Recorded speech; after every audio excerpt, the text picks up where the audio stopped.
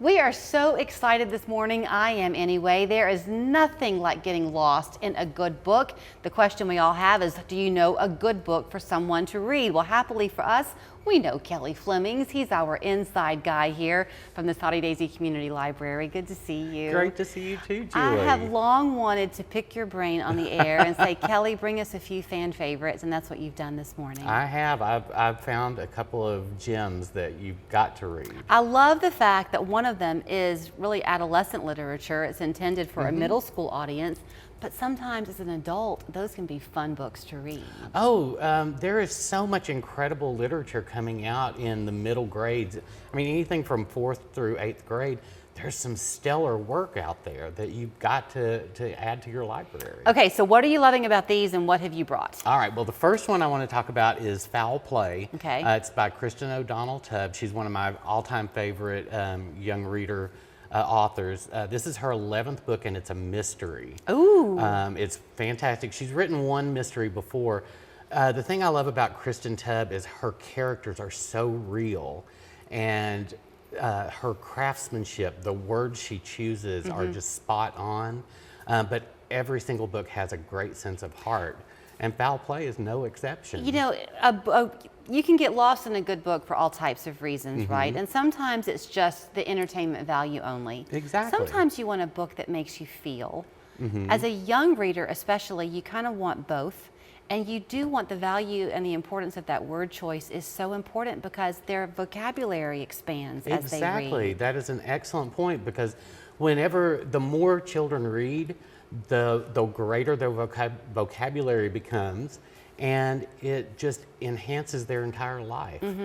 Okay, so this one could be a fun read, even potentially for a parent and child to read together. I would recommend this as a family read, because everyone has something to gain from reading it. It's hysterical, but it's very moving. And the great thing is the storyline, the main point is family is wondrous. Oh, I like that. It's also a great way for parents to hook into what's happening in their child's lives, right? Because it's the Exactly. culture of the young people. I like it. Very much so. Okay, what's the other one? The next one is The Lost Story by Meg Schaffer. And do you remember reading The Chronicles of Narnia growing yes, up? how do you not? Wouldn't you love to be able to go into the wardrobe and knock on the back of the door and go through again? Yeah. Well, that's what you've got with The Lost Story. It's not Narnia, but it was inspired by C.S. Lewis's Chronicles.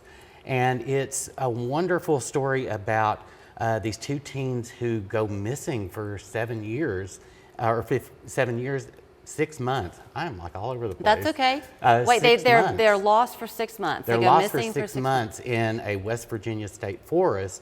They come out in perfect condition, and this picks up 15 years later when they come back to town, and they have to go and help find a missing girl who's lost in that forest. And there's another land behind that forest. So that they it's can not go a to. bad lost, it's just a no. lost. It's just they're lost, and they have discovered this incredible magical world, beautiful landscapes.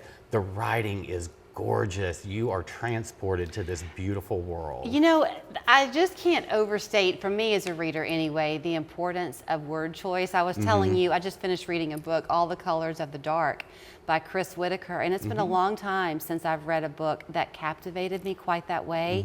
And it was one that when I finished it, I went back, we were on vacation, and I went back to reread portions of it because it had just been so beautiful or poignant. And you want a journey that makes your mind open a little bit, don't you think? And your heart open. Yeah.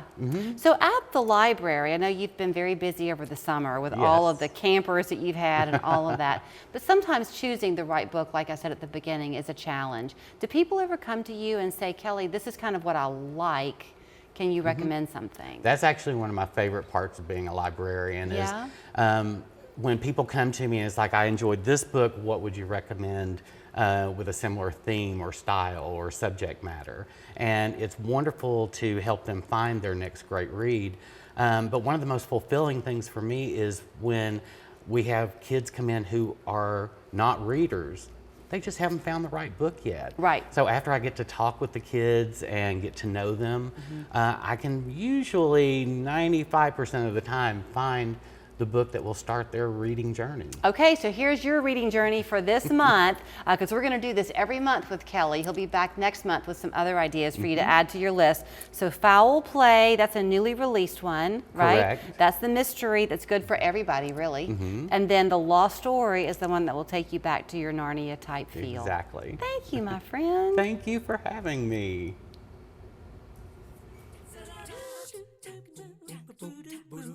Set, set, set, set, set, set, set,